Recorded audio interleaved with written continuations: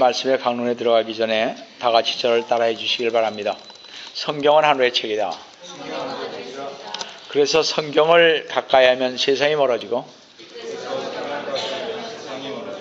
성경을 멀리 하면 세상이 가까워진다. 여러분은 성경을 안 읽으면요 자꾸 세상적인 것만 들어와요. 그래서 세상에 가까워서 놀자 하는 것입니다. 에이 그거 뭐. 그래서 하나님의 말씀을 보면 찔림을 받아서 그렇게 안 된다는 거죠. 그래서 여러분이 성경을 가까이 하셔야 주님과 가까워지시는 것입니다. 오늘도 주님 안에서 여러분과 함께 은혜의 말씀을 나누려고 하는 것은 아까 봉독해 올린 킹제임스 성경 누가복음 18장 1절에서 8절 넣어서 주 예수 그리스도의 비유 강의 마지막입니다. 18번째인 과부와 불의한 재판관의 비유라는 제목으로 이 시간 은혜를 나누려고 합니다. 제가 전에 말씀드렸다시피 다음 주서부터는 왜 하나님께서는 쭉 이렇게 성경을 보시면 아브라함의 하나님, 이삭의 하나님, 야곱의 하나님이라고 하셨을까? 저는 그 평신도 때부터 좀 의문이 많은 사람입니다. 왜 성경은 이렇게 빠져있나 13구절이나. 저는 이런 것들을 물어보고 다녔지만 대답하는 사람이 없었습니다. 킹제임스 성경에는 다 있었지만 말이죠. 다른 성경에는 없습니다. 우리 개혁 성경에도 다 빠졌잖아요. 중국 성경에는 안 빠져 있습니다. 우리나라 성경이 조금 잘못된 거죠. 번역 자체가. 여하튼 그러니까 그런 걸 물어봐도 했더니 저는 이런 게 관심이 많았습니다. 왜 하나님께서 허물 많은 아브라함, 야곱, 이삭의 하나님이라고 그랬을까요? 이왕이면 하나님과 동행하다가 올라간 에녹의 하나님이라고 그러시든지, 그죠? 아니면 노아의 하나님이라고 그러시든지, 아니면 요셉의 하나님이라고 그랬으면 참 좋았을 때 하는 그런 생각을 해봅니다. 그래서 다음 주에는 개요를 하면서 실적으로 한번 들어가 보겠습니다. 그분들을 통해서 우리가 어떻게 신앙생활을 해야 할지, 하나님한테는 우리와 같은 그런 사람들이었지만 그 사람들이 어떻게 변화되었는지, 그래서 하나님께서 이 사람들의 하나님이라고, 세 분의 하나님이라고 말씀하신 그것을 우리가 한 50번 정도 할 것 같습니다. 다 합쳐서. 그때 여러분들 꼭 잘 배우셔서 창세기 전체를 정말 한번 잘 배워보시기 바랍니다.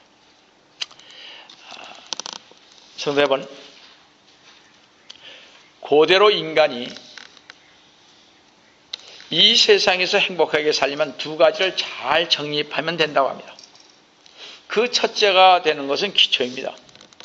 집을 짓는데도 기초가 중요하듯이 우리의 인격과 지성과 덕을 쌓는데도 기초가 필요하다는 것입니다. 기초가 잘 정립되어 있으면 이 세상을 헤쳐나가는데 별 어려움이 없다는 것이죠. 두 번째로 행복한 생애의 비결은요, 근면하고 부지런한 손이라는 것입니다.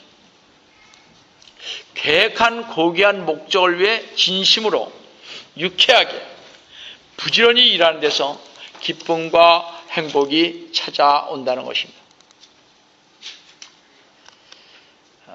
여러분들이 신앙에도 마찬가지인 것을 알 수 있습니다.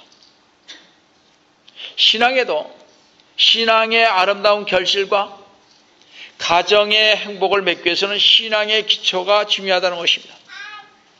두 사람 다 중요한 것이죠. 한쪽만이 아니에요. 성도 여러분, 신앙의 기초가 되는 가장 중요한 것은 주님의 말씀인 것입니다. 이 말씀의 기초가 없으면 바르게 성장하고 바른 신앙관을 가질 수가 없다는 사실입니다.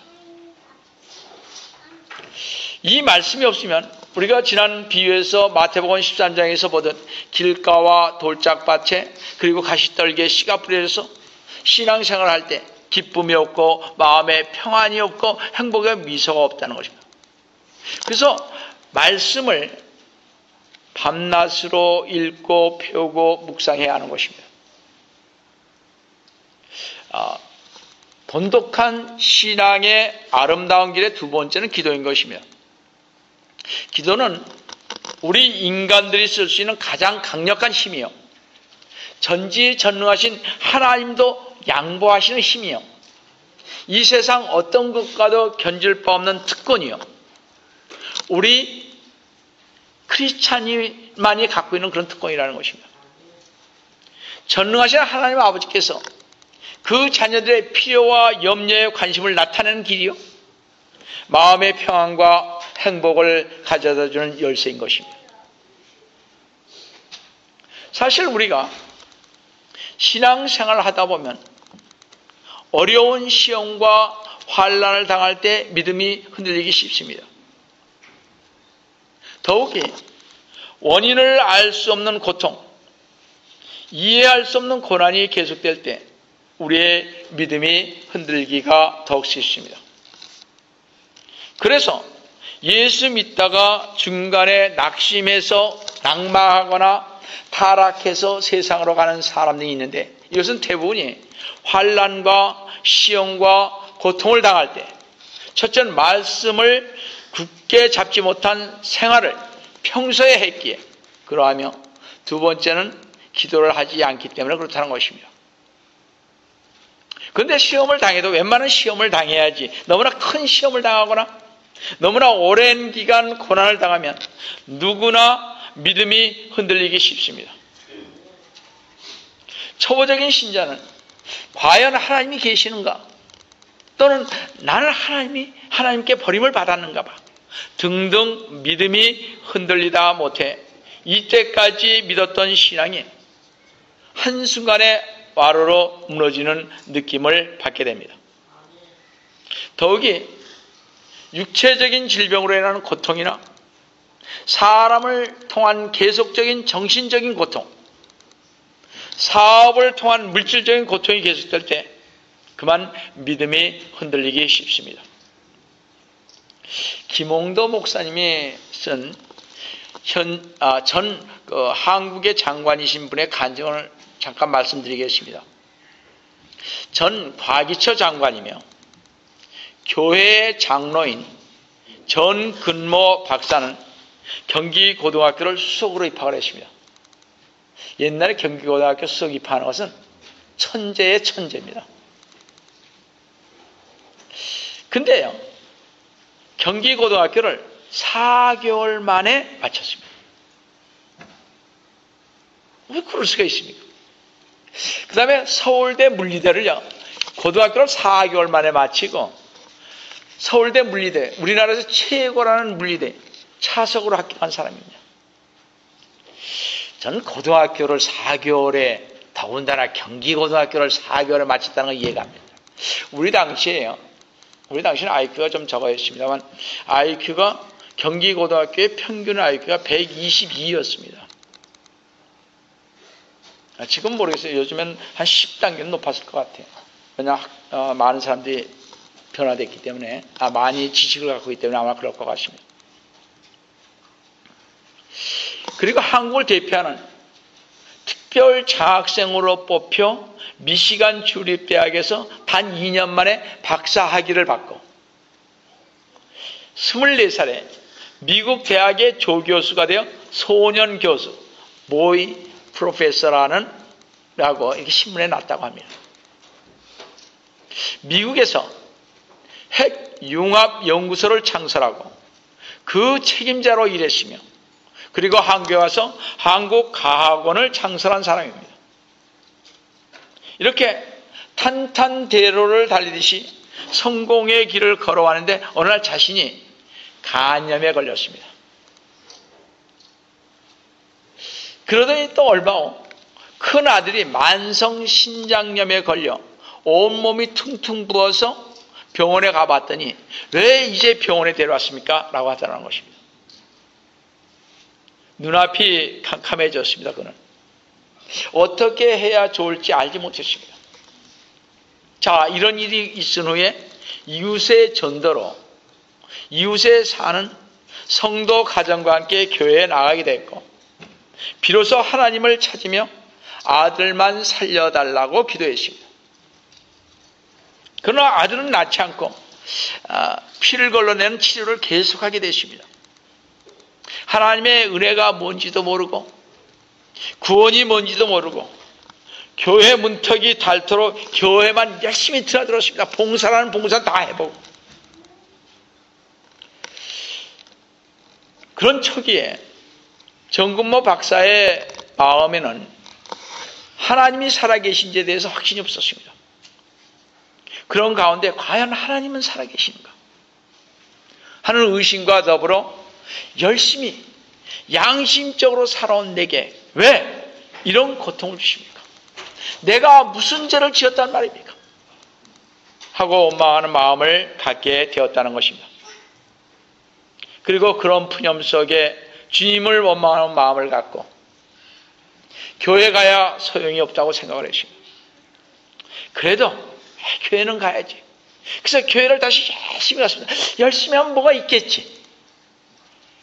그런데 어느 날 또 딸한테서 전화가 사무실에 왔는데 어머니와 신장염에 걸린 아들 진우가 교통사고를 당했다는 것입니다. 가정이 왜 이렇게 되는가?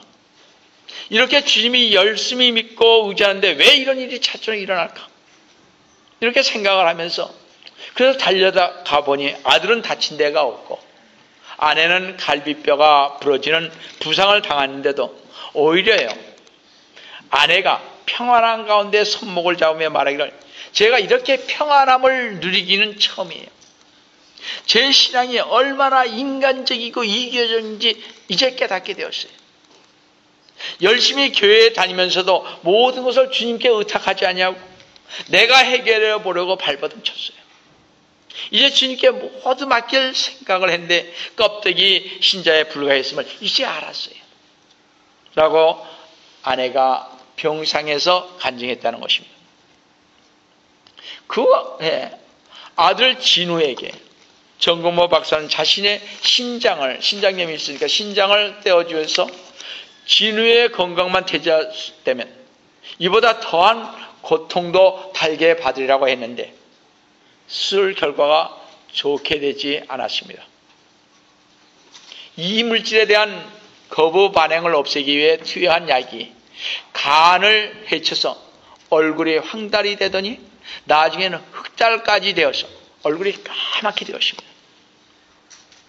결사적으로 두 부부가 아침 저녁으로 하나님께 찬송과 말씀을 보며 기도한 결과 기적적으로요 아들이 회복이 되어 가더니 다시 완전히 회복이 돼서 학교를 가게 되십니다.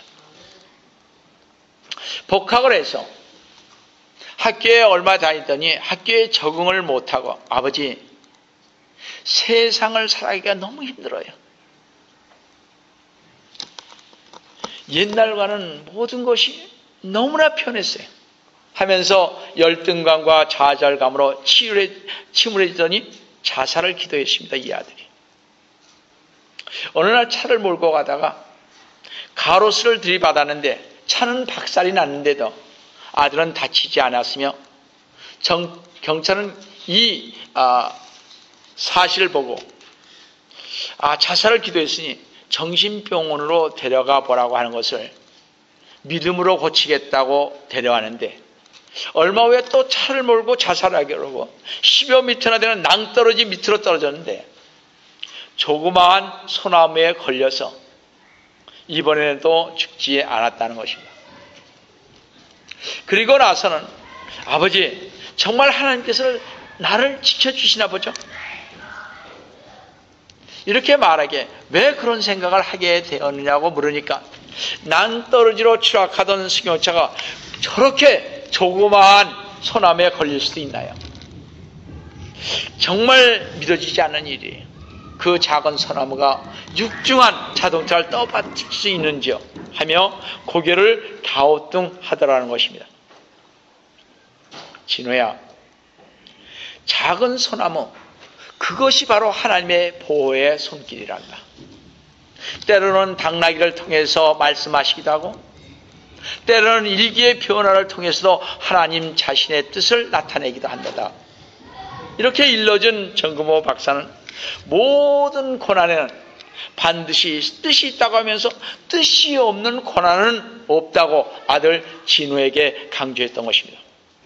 여러분, 고난을 받으시면 반드시 거기에는 하나님의 뜻이 계신 것입니다. 여러분의 환경이 어려우면 여러분에게는 반드시 하나님의 뜻이 있다는 것입니다. 그러므로 성도 여러분, 우리 모두에게 정근모 과기처 장관처럼 고난과 시험이 올 때 하나님께 대한 믿음과 하나님의 사랑을 의심하지 말아야 합니다. 또한 하나님을 원망하지도 말아야 합니다. 하나님 왜 안 해주시냐고 이런 얘기할 자격이 우리는 없는 것입니다. 우리가 알아야 할 사실은 기도의 응답이 늦을 때 믿음이 흔들리기 쉽고 약속의 성취가 늦어질 때 믿음이 흔들리기 쉽습니다만 어떤 기도는 응답이 잘 오는데 어떤 기도는 아무리 오래 기도해도 하나님은 침묵하시고 응답을 안 해주실 때가 있다는 것입니다. 응답이 없어도 하나님의 뜻이 있다는 것입니다.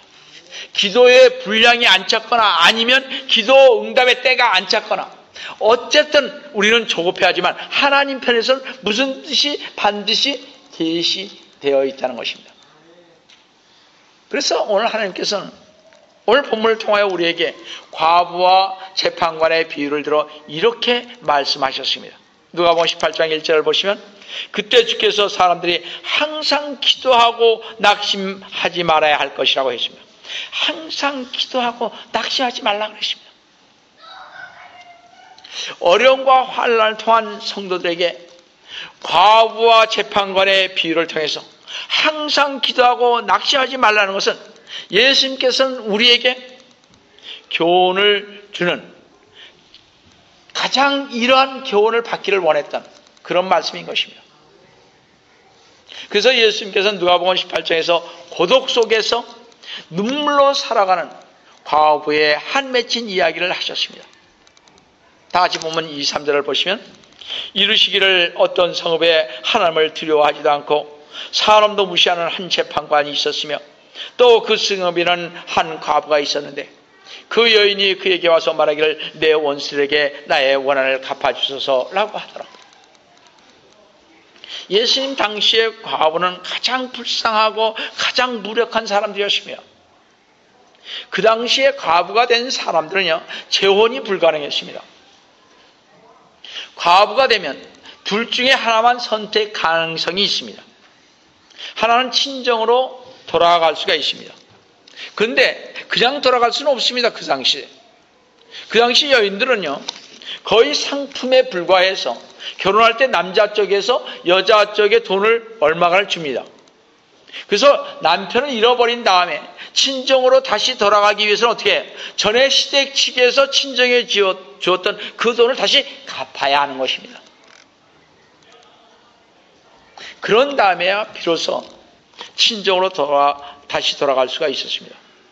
만약 시부모가 일찍 돌아가셨다면 문제가 없겠으나 그렇지 않으면 죽은 남편의 집에 머물 수밖에 평생을 거기서 있어야만 하는 것입니다. 이제 그 여인은 그 가정에서 평생 종 같은 신분으로 살아가게 되는 것입니다. 그러니까 아내의 입장에서 하루아침에 뭐예요? 종으로 전락해버리는 운명이 바로 과부의 운명인 것입니다. 그 당시에. 그런데 오늘 본문을 보니 과부가 원한이 있었다는 것으로 보아 남편이 죽고 나니 원수들이 달려들어 재산을 요 핑계 저 핑계로 빼앗고 가산마저 전부 빼앗은 것 같습니다. 주 예수 그리스도님께서 가장 신랄한 공격을 한 것은 바리새인들이었는데 이 바리새인들을 공격한 이유 중에 하나는 저들이 과부들과 고아들을 위한 척하면서 어떻게 그들의 재산을 빼앗고 상빈다는 것이었습니다. 지금도 그런 사람이 많잖아요. 선한 사회사업한다는 분들이 뒤에서는 엉뚱하게 정부에 돈 타다서 자기네들 폭착하고 애들에게 주는 건 얼마 없지 않습니까? 얼마나 그런 게 많이 신문에 보도되고 있습니다. 죄송합니다. 이건 공격하려고 한 것이 아니라 제가 옛날에 고아원을 하시는 분들이 되게 기독교 장로님들, 목사님들이었습니다. 근데 그들이요, 그 애들을 등쳐먹었어요. 저는 그래서 기독교를 별로 안 좋아했습니다. 참 싫어했습니다. 우리나라가 어려웠을 때요, 여러분들 이북에서 내려왔던 그 목사님들이요, 미국에서는 목사님들 신임하니까 목사님들에게 이것저것 많이 줬습니다. 물품을. 지네들 좋은 건 다 갖고요, 우리한테는 그저 밀가루 몇 푼 줬어요. 어렸을 때 그러시면 저는 별로 안 좋아했어요. 그래서 그렇지만 제가 이렇게 또 목사가 되고 나니까 조금 달라지네. 약간 이게 바리새인들이 그랬다는 것입니다. 위한 척하면서 재산을 다 빼앗아 삼킨다는 것입니다.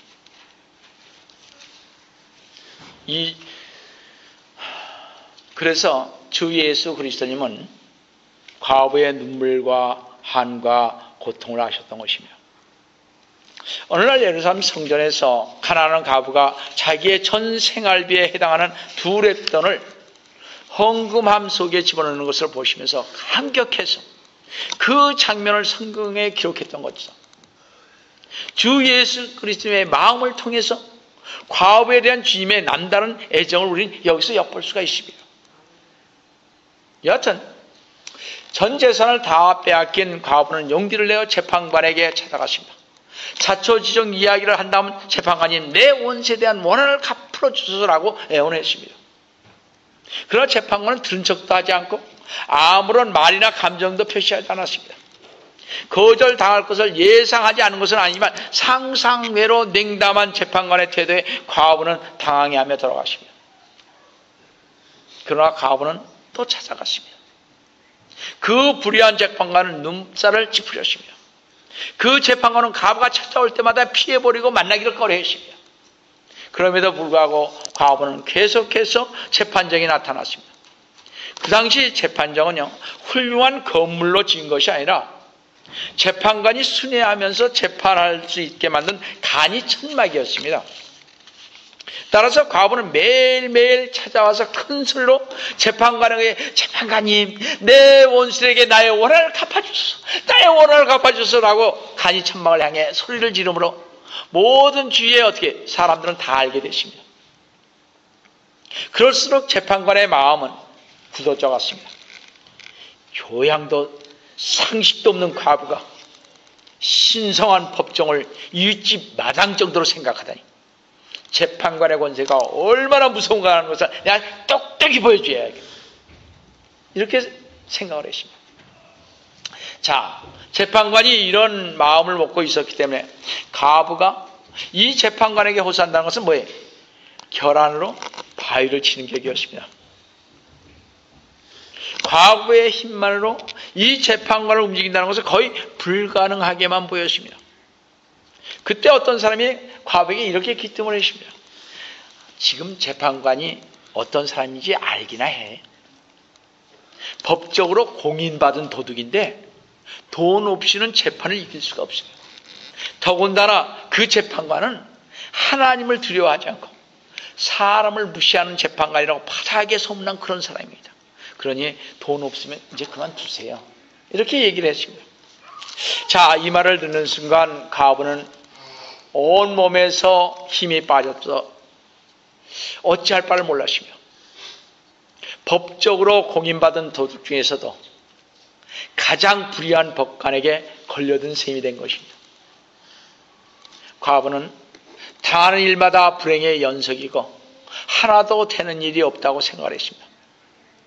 남편의 죽음으로 인한 슬픔에 채 가시기도 전에 피도 눈물도 없는 원수에게 걸려들어 있는 재산을 다 빼앗기고 고소까지 당했는데 그 재판관마저 하필이면 가장 악랄한 인간이라니 온 천지가 캄캄하게만 느껴졌습니다.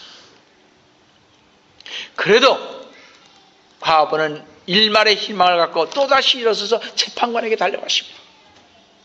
과부는 전에보다 더욱더 그 재판관에게 이제 시시때때로 찾아가서 똑같은 말을 몇 번이고 거듭거듭 되풀이했습니다.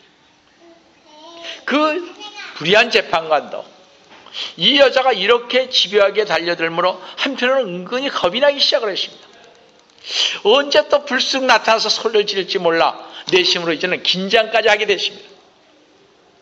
세상에 이렇게 끈질긴 여자가 또 있을까? 소임줄도 이렇게 즐기지는 못할 텐데 아마 그렇게 생각을 했을 것입니다. 재판관은 기가 질려버렸던 것입니다. 결코 꺾이지 않고 거부당할수록 더욱 완강하게 덤벼진 진절머리가 날 정도였습니다. 드디어 그 재판관은 속으로 이렇게 생각을 했습니다. 본문 18절 4, 5절 한번 보세요. 그 재판관이 얼마 동안 듣지 아니하다가 그 속으로 말하기를 나는 하나님을 두려워하지도 않고 사람도 무시하지만 이 과부가 나를 귀찮게 하므로 내가 그 여인의 원한을 갚아주리라. 그렇지 않으면 그 여인이 계속 와서 나를 귀찮게 하리라. 사태는요 지금 순식간에 이렇게 변하기 시작을 했습니다. 왜 재판관이 마음을 벼랑간 바꿨습니까? 어찌하여 그토록 경멸하던 과부의 소원인 그 원한을 풀어주기로 결정하게 되었느냐는 것입니다. 그 과부가 불쌍해서입니까? 아니면 그 재판관이 의로운 사람이어서 과부의 원한을 풀어주라고 한 것입니까? 아니면 과부의 소원을 들어주지 않으면 자기 명예가 손상될까 봐 그랬습니까? 천부당한 만부당한 말입니다. 이 불의한 재판관이 과부의 원한을 풀어주기로 결정된 것은 그 과부가 자주 와서 자신을 번거롭게 함으로 귀찮아서 그 진절머리라는 간청을 피해보려고 생각해 놨다는 것입니다. 이 과부가 불의한 재판관을 이길 수 있었던 것은 과부가 집요하게 달라붙어서 계속 간청했기 때문이다라는 것입니다. 5절에 보시면요, 귀찮게라는 말이 2번 나옵니다. 이 말은 헬라어로 히포피아조로서 때리다, 눈을 때려 멍들게 하다라는 뜻입니다. 어떻게 감히 과부가 지쳐높은 법관의 눈을 때릴 수가 있겠습니까? 과부는 사실 주먹으로 때리는 것보다 더 강한 펀치를 날렸는데 그것은 과부의 지칠 줄 모르는 집요한 공격 때문이라는 것입니다. 이 끈질긴 포기하지 않는 근성 때문에 연약한 과부의 한 맺힌 응어리는 풀어지게 된 것입니다. 바로 아까 말씀드린 정근모 과기처 장관도 그 끈질긴 집념과 신앙생활을 인해 파산의 위기에 처한 가정에 대해 좌절하지 않았기에 자신의 병도, 아들의 병도 고치고 장관까지 되었다는 것입니다. 그러면 이 과부처럼 정근모 과기처 장관처럼 우리가 이렇게 이길 수 있는 무기가 무엇인가 하는 것입니다. 우리도 이겨야 되잖아요. 어려움이 오면 이겨야 되잖아요. 누가복음 18장 7, 8절 초반절에 이 해답이 나와 있습니다. 7, 8절 보시면 하나님께서 자신에게 반납 부르짖는 자신이 선택하신 사람의 원한을 갚아주시지 않고 그들에게 왜 참고만 계시겠느냐. 반납 부르짖는 사람에게 하나님께서 함께 하신다고 그랬습니다. 내가 너에게 말하노니 하나님께서는 그들의 원한을 속히 갚아주시리라. 이 말씀에서 우리가 가진 무기는 바로 기도의 강구라는 것입니다. 기도하되 어떻게 하라고요? 밤낮 영속적으로 부르짖는 강구가 위대한 승리를 가져온다는 것입니다. 그래서 여러분들 우리가 밤에 나와서 부르짖으며 기도하고 있는 거 아니겠습니까? 여러 성도님들이 안 나와도 그들을 위해서 우리가 부르짖으며 강구하고 있지 않습니까? 그들이 죄를 지어도 우리는 그들의 죄를 위해서 우리는 강구하고 있지 않습니까? 성도 여러분, 결코 포기하지 않고 불굴의 의지로 대도전하고 7전팔기하는 용기로 부르짖을 때 기도를 들으신다는 것입니다. 좌절하지 마세요. 그냥 부르짖으세요. 하나를 놓고 또 부르짖으세요. 안 되면 또 부르짖으세요. 그것이 주님께서 우리에게 원하시는 오늘 비유의 말씀인 것입니다. 성도 여러분, 가정에 어려움이 있습니까? 기도하되 낙망하지 마시기 바랍니다. 기도의 응답이 없다고 주저앉거나 뒤로 물러서지 마시기 바랍니다. 성도 여러분, 불의한 재판관도 집요하게 물어늘어지는 과부의 소청을 귀찮아서 들어주는데 하물며 하나님께서 부르짖는 착하신 자들의 원한을 풀어주시지 않겠으며 기도를 들어주시지 않겠습니까? 낙마하지 마시고 계속 부르짖어 기도하시어 승리의 삶을 사시기를 주 예수 그리스도의 이름으로 기도드립니다. 다 같이 기도하시겠습니다. 사랑의 하나님 아버지, 저희들에게 이 비유를 통하여서 지금 저희가 어려움이 있을 때 어떻게 해야 할 것을 주님께서 가르쳐 주시면 감사드립니다. 주님, 저희들 어려움이 있을 때마다 낙마를 하고 포기할 때가 너무나 많이 있습니다. 그럴 때마다 우리 주님께서는 밤낮 부르짖으라고 그러십니다. 저희들 부르짖어야 합니다. 주님, 기도를 통해서 부르짖어야 합니다. 주님, 우리 성도들 밤에 나와서 청년들이 부르짖는 기도를 들어주시는 우리 주님, 오늘 이 시간에 저희들을 통해서 부르짖게 하여 주심을 감사를 드립니다. 이 교회가 우리 성도들의 가정이 부르짖으며 갈 때 주님께서 그 부르짖는 택하신 자들의 원한을 풀어주며 모든 기도를 들으신다는 우리 주님, 그 주님 앞에 저희들 부르짖으며 가기 원합니다. 지금 저희들과 함께 해주심을 오늘도 감사하고 주의 이름 받들어 간절히 기도드리옵나이다. 아멘.